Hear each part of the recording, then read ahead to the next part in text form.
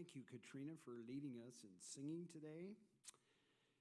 To begin our worship service, I'd like to read a very familiar psalm to us, and that's Psalms 100. Make a joyful noise to the Lord, all ye lands. Serve the Lord with gladness. Come before his presence with singing. Know that the Lord, he is God. It is he who has made us, and not we ourselves. We are his people, the sheep of his pasture. Enter into his gates with thanksgiving, and into his courts with praise. Be thankful to him, and bless his name. For the Lord is good, his mercy is everlasting, and his truth endures to all generations. There's a number of announcements that we have this morning. And the first one, I want to bring your attention to the first reading for transfers for Sharon Hildy from Spokane, Sharon Vance, we know her as Sherry, Sharon Vance from Whipple Creek, and Catherine Lund from Whipple Creek. Next week we will vote on those. Verna, I think you have an announcement regarding our holiday dinner. Is that it?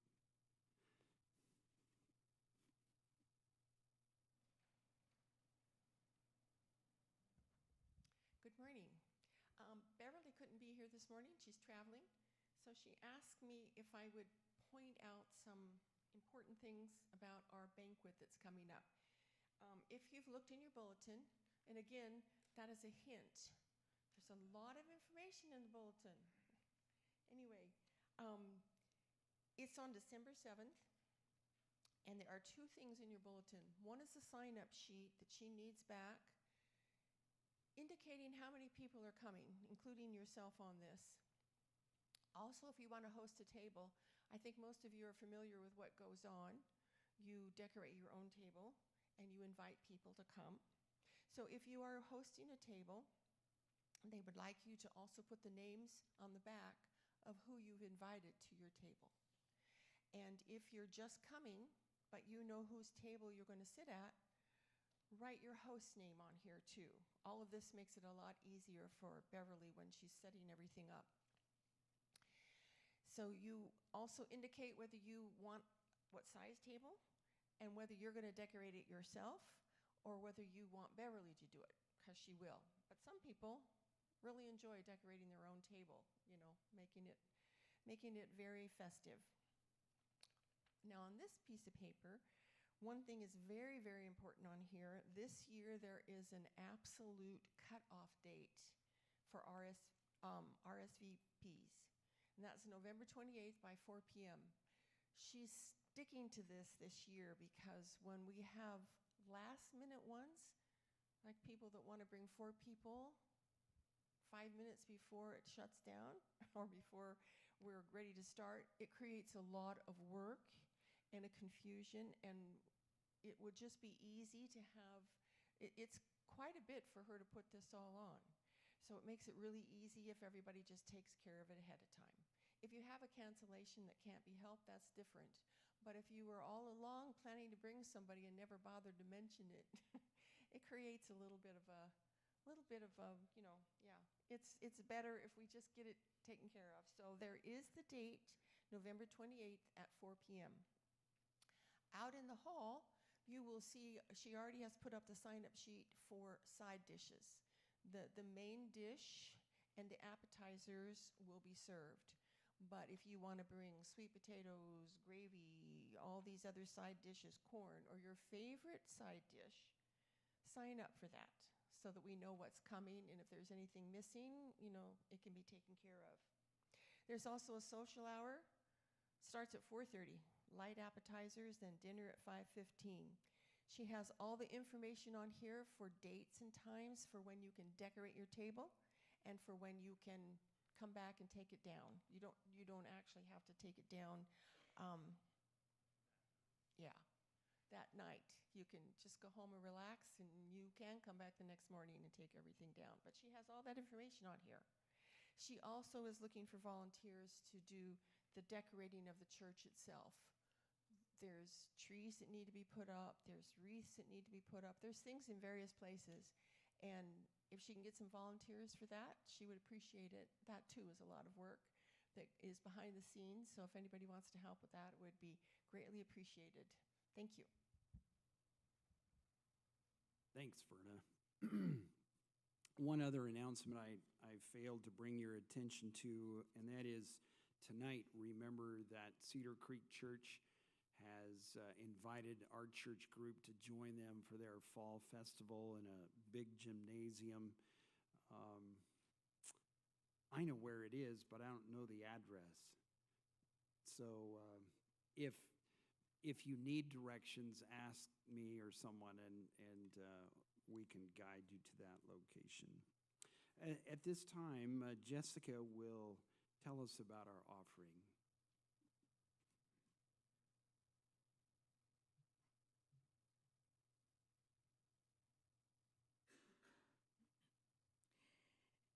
Good morning. So our offering this week is for the annual sacrifice for global mission, and there's a little reading that goes along with it. In 1857, David Livingstone was invited to receive a tribute and speak to students at Cambridge University in England.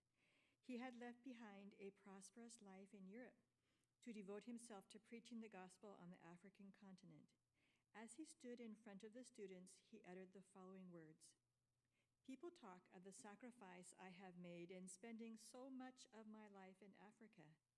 Can that be called a sacrifice which is simply paid back as a small part of a great debt owing to our God, which we can never repay? Is that a sacrifice which brings its own blessed reward in healthful activity, the consciousness of doing good, peace of mind, and a bright hope of a glorious destiny hereafter? Away with the word in such a view and with such a thought. I never made a sacrifice. Of this we ought not to talk. When we remember the great sacrifice which he made, who left his Father's throne on high to give himself for us." Today we continue our tradition for every member of the Adventist Church to give sacrificially so the General Conference can continue with the endeavor of global mission. And I can tell you it's very fulfilling to be involved in mission both here and overseas. It's wonderful to see people responding and to change their lives and changing their families' lives with them when that happens as well. So let's pray and ask God for his blessing on this. Dear Jesus, we thank you for the sacrifice that you made by coming to this world to save us. We want to dig into our pockets and return to you a small portion of what you have given for us, which was everything. And we want to dedicate what we can give to the furtherance of your work in this world, and give not only of our money, but also our time and our effort and our prayers. We thank you for this. In Jesus' name, amen.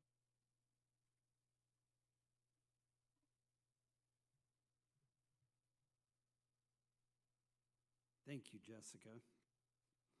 You know, at this point in time, if you were in charge of this service, you'd be getting a little nervous because our speaker hasn't arrived yet. So this is our, I've been alerted that, yes, they have arrived. So this is our share time, and it's time that we can share our prayer requests or praises to the Lord.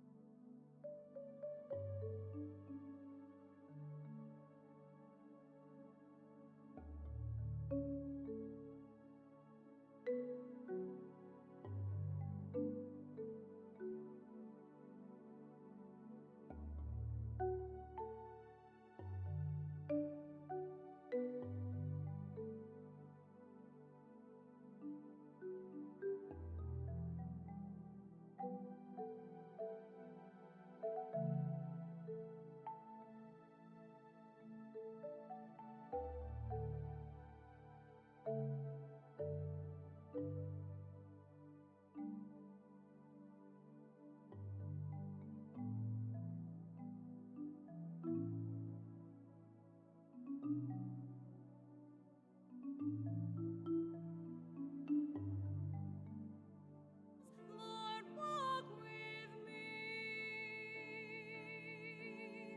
when my heart within is aching. I want Jesus to walk with me. Thank you. You may be seated. And thank you to these two. That one's not the easiest to play. um, we will sing our video song now.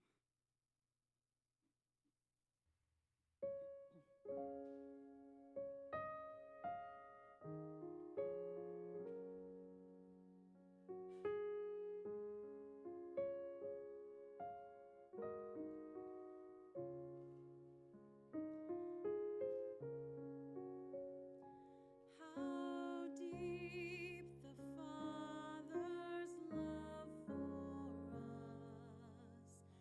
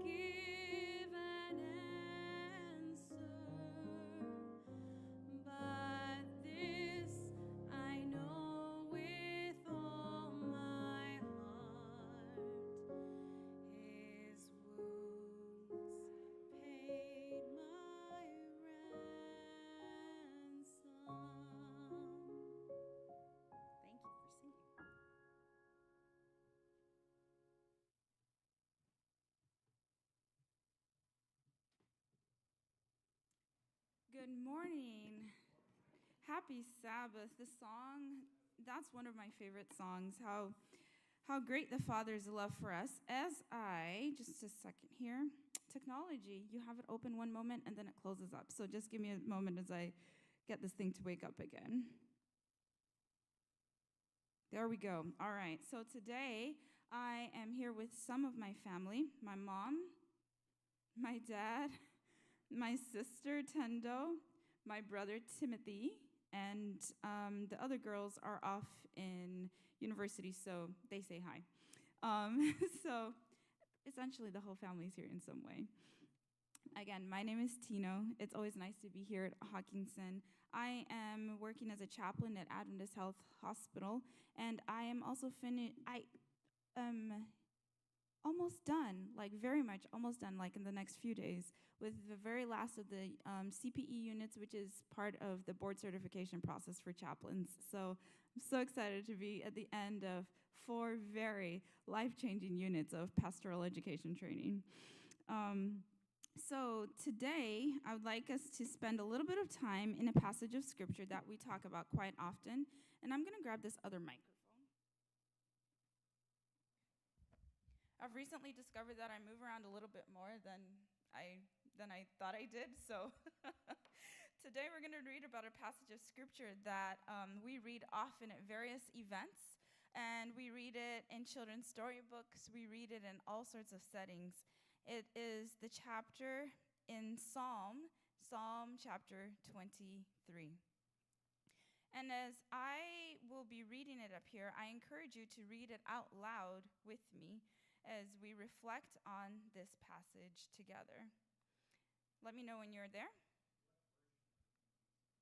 I will be reading out of the ESV version, but if you don't have ESV, it's all good.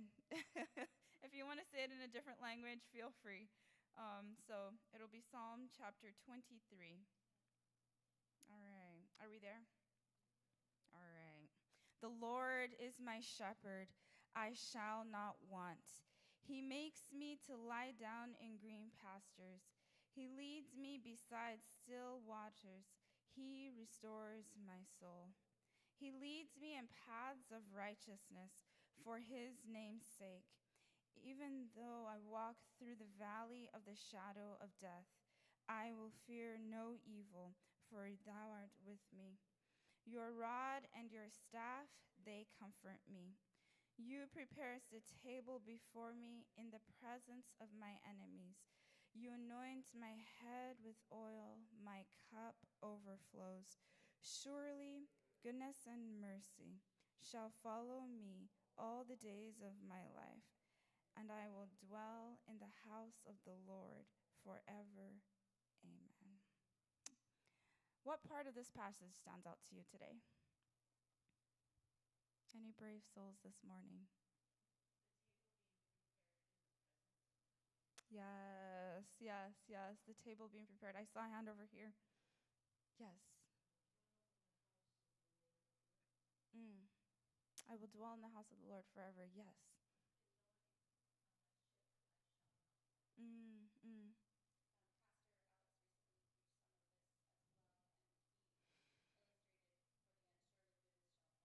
Mm.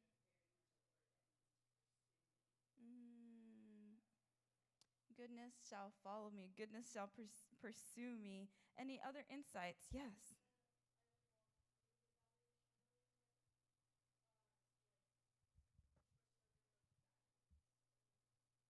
Mm. Even though we're Christians, we can still go through bad things. Yeah.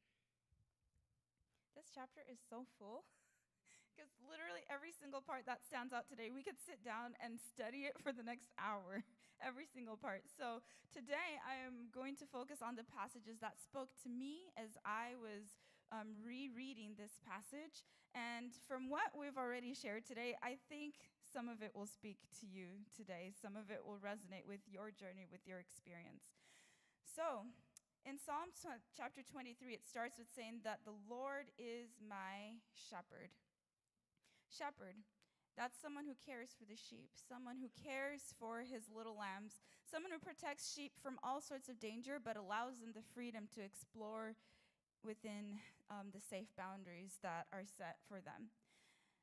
God is our ultimate shepherd, and this psalm was written from the perspective of one of his sheep. David identified as a shepherd.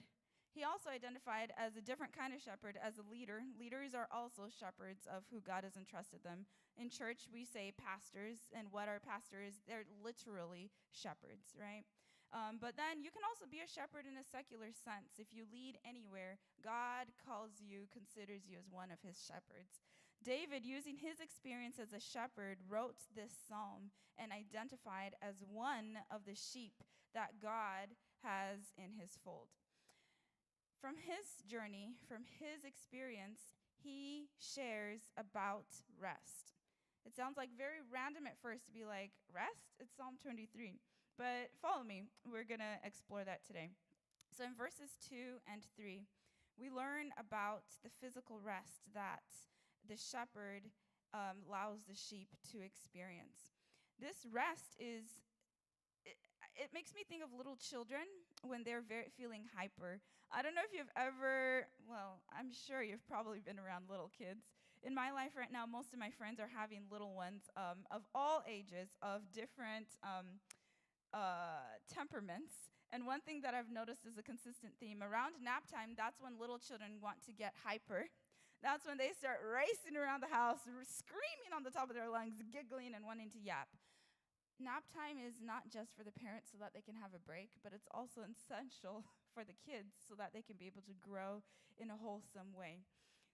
So with that in mind, the shepherd makes us to lie down. Listen, in verse 2, he makes me to lie down in green pastures. I've seen my friends make their children lie down in their little cribs and beds.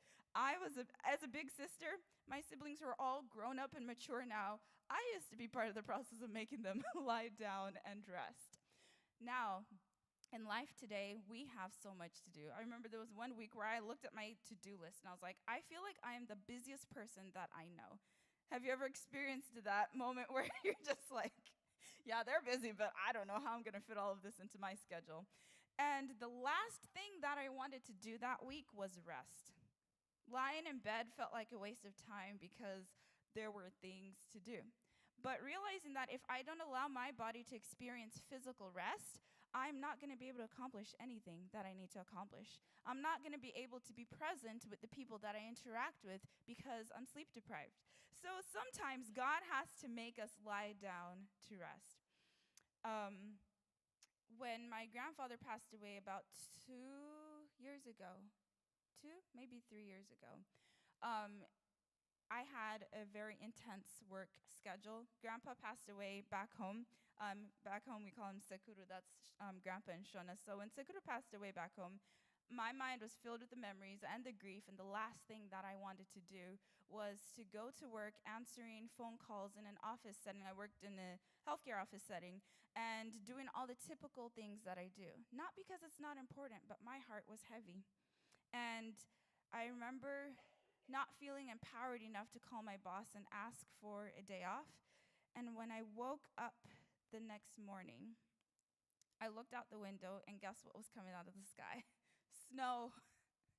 Snow. And where we live, which is not too far away, we live on a higher elevation. So once it starts snowing, everybody starts coming back home because we know we might be stuck up there for 3, 4, 5 days. The craziest it's ever been is like a couple weeks up in the hill. So the day it snowed, I felt like God was making me to lie down to rest so that I could grieve the loss of my grandfather who lived on the other side of the world and is now resting there waiting for Jesus to come.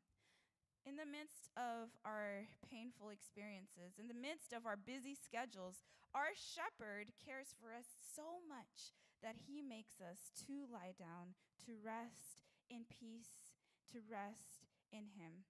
Sometimes God makes us to lie down so that we can recharge and be renewed. This is because rest precedes restoration. Rest precedes restoration. You know how in the passage in verse 3 it says, He restores my soul after He's made us to lie down to rest. He leads me in paths of righteousness for His name's sake. I don't know what kind of physical rest you're needing today, but this passage tells me that our shepherd is compassionate enough to care for our bodies and the burdens that affect our bodies, which is what we carry in our hearts. And then we keep going in the passage. The next section, I see a different kind of rest. Even though I walk through the valley of the shadow of death, I will fear no evil, for you are with me. Your rod and your staff, they comfort me. You prepare a table before me in the presence of my enemies. We'll stop here at verse 4, though. What kind of rest do you see in verse 4? Even though I walk through the valley of the shadow of death, I will fear no evil. Rest for your mind, peace. Yes, this is the emotional rest that the shepherd wants his sheep to experience. And remember, this psalm was written from the perspective of a shepherd. And the shepherd was essentially writing his testimony as being one of the sheep of God. David lived a very interesting life. And he experienced a lot of very traumatic, very tense, tumultuous experiences in his life. And here he is talking about emotional rest, peace of mind in the midst of everything that he had experienced. I used to think that the valley of the shadow of death was just a figure of speech. The Bible has so many beautiful figures of speech. You know, we talk about God and we create our own. And I thought that's what it is. Well, I found out that there's actually an area that is called the Valley of the Shadow, pretty much. It's called, excuse my pronunciation, Wadi Kelt. It is a physical location, a high-risk environment between Jerusalem and Jericho. So if you pull out your Bible and you read stories about that little patch of the area, the Jerusalem and Jericho, it's most likely talking about this trail that archaeologists and researchers believe is what the psalmist was thinking about when he talked about the valley of the shadow of death. According to Marco Benevield, he is a renowned traveler. He wrote, and if trails could talk, the Wadi Kelt path would tell enchanting stories. Every major figure in biblical history walked along this rocky path. David ran from Jerusalem through the Wadi Kelt after his son Absalom declared himself king. You can find this story in 2 Samuel 15, 23, and it spills into 2 Samuel 16. David himself walked through the valley of the shadow. King Zedekiah, fleeing Nebuchadnezzar's troops, flew through the wadi in the dead of night, and we see that story in 2 Kings chapter 25, verses 1 through 6. We know that Jesus walked across it during his lifetime, and that the 10th Roman legion marched across it on their way to the destruction of Jerusalem in 70 AD. The valley of the shadow of death is not just a figure of speech, but there's actual Bible stories associated with this valley. Some theologians believe that the story of the Good Samaritan probably happened in that area. So the parable was probably based on what would happen in that area. In the valley of the shadow, there were so many threats. It's an environment where the very reality of loss is so intense. The threat of loss is so deep. I don't know if you've experienced your own valley of the shadow of death, where you're experiencing all sorts of losses, and the very thought of maybe experiencing those losses is terrifying. We experience several different kinds of loss. There's the loss of life. The loss of life, that's what we call death, and that's one of the most significant losses that God never intended for us to experience. There's, outside of the physical death, we also deal with the slow death of the death of health. If you've ever experienced a chronic illness, you probably know what it's like as your energy slowly depletes, or as it fluctuates, and on the days when life is good, you feel alive, and then it slumps, and then you start feeling like your life is slipping away from you. And in the process of that, you start to lose all sorts of what makes you you, your mobility, your freedom, your ability to experience life. And it is a difficult experience. Maybe you found yourself in the emergency room after a symptom that seemed small makes you realize how precious life is. And while you're waiting to see your doctor and get the results, it feels like you're in the valley of the shadow of death because of all the unknowns. We also experience the death of emotional stability in our life. Today, we have terminology for that, and the terminology helps us to be able to research and be able to support each other more effectively. Some of those terms include depression, anxiety. These are very real issues that we face, very real forms of death and loss. And if you'll notice something, losses tend to compound. You can have all of these losses all at once. And in the valley of the shadow of death, sometimes we face emotional instability, where the losses that you're experiencing are keeping you from being able to care for yourself, to be able to maintain the quality of life that you have worked so hard for. In the midst of the valley of the shadow, you find out that you're losing the very resources that have helped you be able to care for your family, to care for your loved ones. And it looks so difficult because it actually is very, very difficult. In the valley of the shadow of death, there's also relational loss. If you have ever experienced the loss of a relationship that's close to you, it could be the loss of a close friendship where a conversation goes in a direction that you cannot resolve. And remember, it takes two to make a relationship work, right? And if you're willing to make it work and someone else is unable to, the relationship eventually dies. Sometimes you're the someone else and the other person is willing. So let's look at it both ways. The loss of a relationship, regardless of which side of the tension you're on, it hurts. It's painful. This isn't just best friend relationships. This happens in families. This happens in marriages. This could be a relationship at church. It could be a relationship at work. That's the valley of the shadow of death. The pain is real. And as I was saying earlier, a lot of these losses, they compound and they intensify. And rarely do we experience one loss at a time.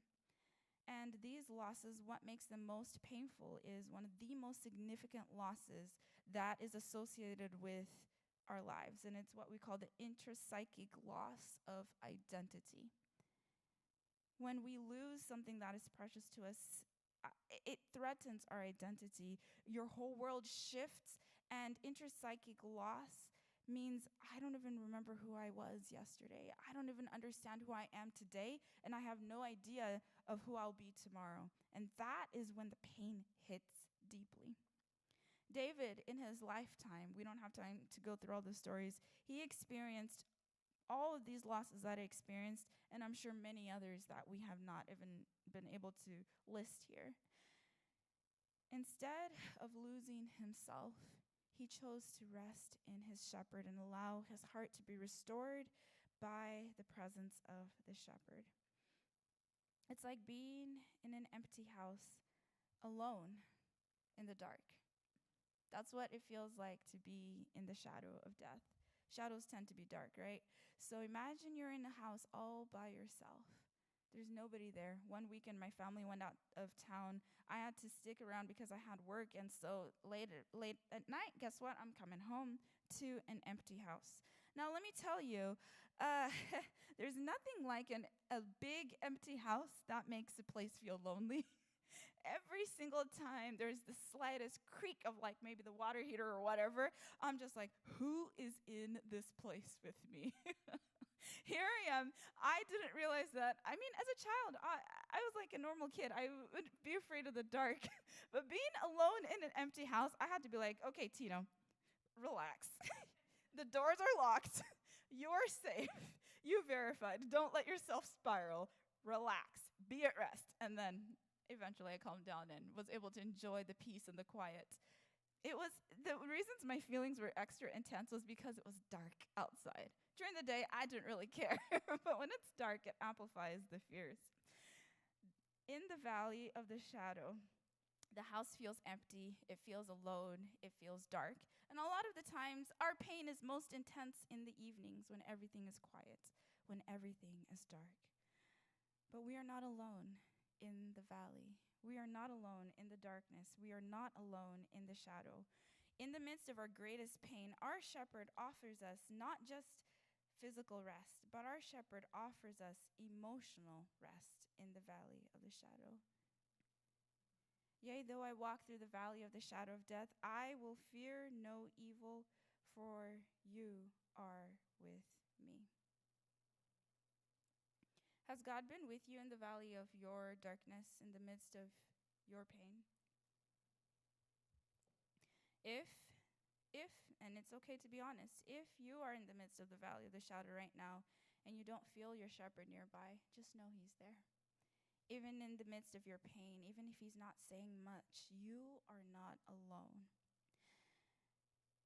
There's another kind of rest that we read about in this chapter.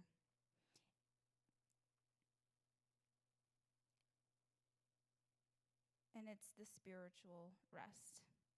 And this is in verse 5 and verse 6. Someone just brought that passage up a moment ago, so we're going to read it again together. You prepare a table before me in the presence of my enemies. You anoint my head with oil, my cup overflows. Surely goodness and mercy shall follow me, shall pursue me all the days of my life, and I shall dwell in the house of the Lord forever. So, this is spiritual rest.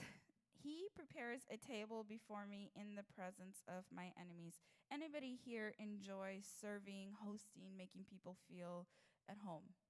Okay, I see a few people who enjoy doing that. So this part is for us. I genuinely enjoy events and celebrations and stuff. So this part of the story is for us. Everyone else can listen in, okay? So whenever you have an event, right, we make sure that the atmosphere is perfect for our guests. We pour our attention into the detail, and we pay attention to the music in the background, the lighting in the room, the color of the linens, the flowers, the food. It's a whole environment that we set. We pretty much get all the negative stuff out of the space and make a beautiful, beautiful setting for memories in our living rooms, in the garden, in the fellowship hall, at a wedding. You can imagine, right? So the weird thing about this passage, though, is God is setting a table in the presence of all of your enemies. I try to eliminate anything that will remind anybody of enemies when I'm trying to make people feel at home. But God is so bold as to set a table in the presence of our enemies. So the word in the Bible, the original word in the Hebrew that refers to enemies is called tsarar. It refers to enemies that bind up, tie up. It refers to moments of distress, moments of troubles, moments when you're in a tight and narrow space. That's moments when you feel pressed together. That's intense. It also refers to, as we said, distress. It refers to affliction, and in Psalm 23, it's literally translated as my enemies. And that could be people. And so, in this case, the enemies, the stressors, the things that are intense, the moments where you're feeling so stressed out by the reality of life, whatever that reality is, the moments when you're feeling like confined to circumstances, the moments when you are struggling with a relationship that's important to you and you're experiencing all of this internal tension, and because you're not sure how to process it, you look at another human being made in the image of God and call them your enemy. Even in the midst of those moments, God still chooses to set a table, which is ridiculous. To set a table in the midst of all the stressors. Well, there's a theologian many, many years ago. You may have heard of him, Charles H. Spurgeon. He says, nothing is hurried. He's describing the scene at the table. There is no confusion, no disturbance. The enemy is at the door, and yet God prepares a table, and the Christian sits down and feasts as if everything were in perfect peace. God not only sets a table, but invites us to feast on his goodness in the midst of the circumstances that are enemies to us. God invites us to sit and feast on his blessings while our enemies are literally standing at the door watching us feast. He invites us to rest and relax in the midst of the tension. That is so much easier said than done. But that is what God calls us to do. And every time he calls us to do something, he empowers us to be able to make it happen. He invites us to live in the abundance of his goodness, the abundance of his grace, in the midst of everything that is causing tension to our hearts. Our cups can overflow. So even though I walk through the valley of the shadow of death, my shepherd is with me. Even though I sit at a table and my enemies are around me, I can still feast in the presence and the goodness of God. Even though these things are happening around me, I can rest in who he is. Now, there is this portion of the passage that we say all the time, my cup runneth over. And we don't have unlimited time to explore what does that line mean to you. But as I was reading about this, I found several passages that refer to cups in the Bible. The Hebrew word is literally cup, so there's nothing fancy there. However, in Psalms 116:13, we read about the cup of salvation, which is a response to the blessings of God. In 1 Corinthians 10:16, we read about the cup of blessings, which we also refer to as the communion cup. There's the cup of demons, the cup of Babylon, referring to false worship and counterfeit experiences that are threatening authentic faith. And then we read about the cup of the wrath of God. This is the cup that Jesus drank for us so you and I could experience salvation. Jesus drank the cup of the wrath of God so we could have the opportunity to not have to face the ultimate death of sin. He took that for us so we could freely drink of the cup of salvation. The cup that Jesus drank for us was bitter. Bitter. We were never meant to drink that cup. But God, in his mercy, sent his son and said, I'm going to give you the cup of my salvation so you can experience wholeness, restoration, and hope, and my son will die. Once we start talking about the cross, we can keep talking about that forever and ever. Yes, Jesus is risen. Yes, Jesus is alive today. But I think it's important for us to pause and reflect on what Jesus has gone through for us. Now, if we have been offered an unlimited feast of the blessings of God, where the cup at the table is the cup of his salvation, the cup of his blessings, it makes me wonder, what is it in us that makes us live in a state of scarcity when God has offered us so much abundance?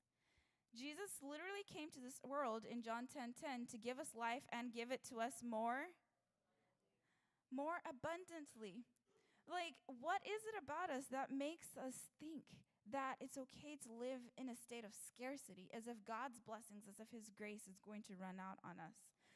That's something to reflect about, something to think about, something to sit with. And when I see this passage, I see that the experience at the table is an invitation to rest freely in the presence and the blessings of God, even while the things that take my rest away are still near me. It's an invitation for me to receive and rest in the assurance of the salvation that Jesus has paid for. It's an opportunity for us to experience spiritual renewal through the comfort and the power of the Spirit of God. And this is an experience that we will enjoy forever in the presence of God. Dwelling in the house of God forever starts now. If you've ever been to a wedding, what happens? So-and-so got married. I'm going to pick on my parents just because. So unfortunately, I didn't make it to the wedding because I was not even in the concept. But as a little girl, I used to cry and be like, Mom and Dad, why didn't you invite me to your wedding? So since I missed that, I'm going to put you on the spot, okay? So December 4 is when my parents got married back in 1994. And if you look at wedding things, it will say December 4 to forever. Forever started for my parents in December 4. I'm so blessed to be part of your forever. It started back then, and it's still going now.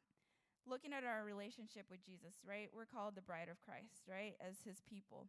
Forever starts the day that you give your life to Jesus. It starts now in this life, and it'll only continue and deepen into eternity. So when we talk about dwelling in the house of God forever, we're talking about an experience that starts today that we can enjoy and experience more fully each day until Jesus comes. And when Jesus comes, we'll be able to sit at a literal table away from our enemies, rejoicing in his presence and experiencing the ultimate rest, which is freedom from all sin. So, it's one thing to talk about it in theory, but now let's bring it into practical application moments. The shepherd cares about our physical rest. So, if you are finding it hard to get rest at night, don't push off your doctor's appointment. God created our bodies. He knows what it takes for us to be strong and healthy. Many health issues keep us from being able to experience rest. Go and get it addressed. Figure out what it is for you. Care for the temple that God has entrusted you with, and allow yourself to explore ways so that you can get more physical rest. If you're experiencing a lack of emotional rest because you are walking through the valley of the shadow of death, maybe you're not feeling the presence of your Savior because depression has hit. Maybe thoughts that overwhelm you have succumbed because of the pressures that you're going through, and you're scared to even put it into words. Maybe it's guilt, maybe it's shame, maybe it's anxiety, maybe it's loneliness. You fill in the blanks. You're walking through the valley of the shadow of your death, and maybe even those around you don't realize how intense the valley is for you. I invite you to allow your hearts to experience the emotional rest that comes from God. The emotional rest that comes from God, that he gifts to each one of us. That may include having a conversation with someone and sharing what your heart is carrying. As a chaplain, every single day, I'm walking with my patients who are not just going through the valley of the shadow of physical death, but also the valley of the shadow of emotional death.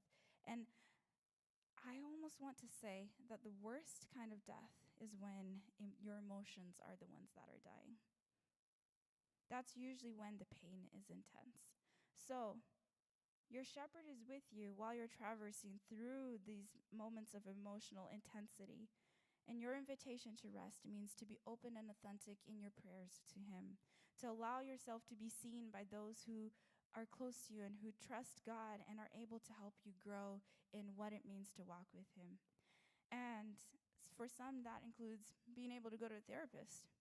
And as I said earlier, speaking to your pastor, speaking to your brothers and sisters in Jesus.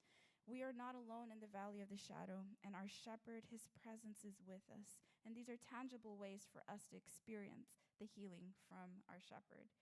And lastly, our shepherd invites us to feast in his goodness, starting now. I don't know what burdens your heart is carrying today, but the fact that you're here at church today is you stepping out, sitting at the table and choosing to feast in the blessings of God. Don't let this experience stay in church today. Allow yourself to feast in the blessings of God throughout the week, regardless of what your pressures, your intensity of enemies looks like in your life.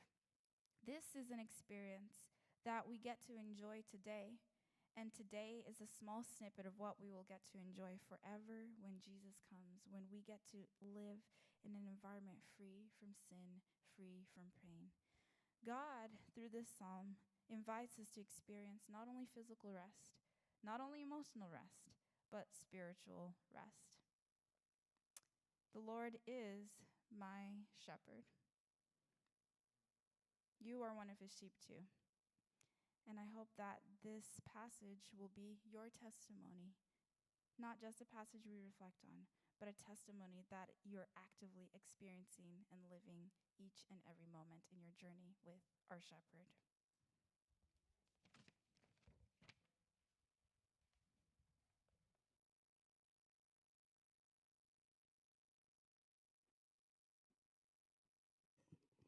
Thank you, Tino. That was beautiful.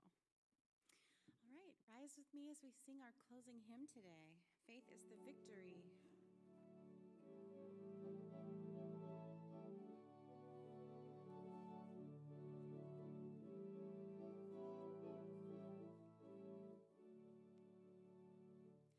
Encamped along the hills of light, ye Christian soldiers rise, and press the battle ere the night shall veil the glowing skies.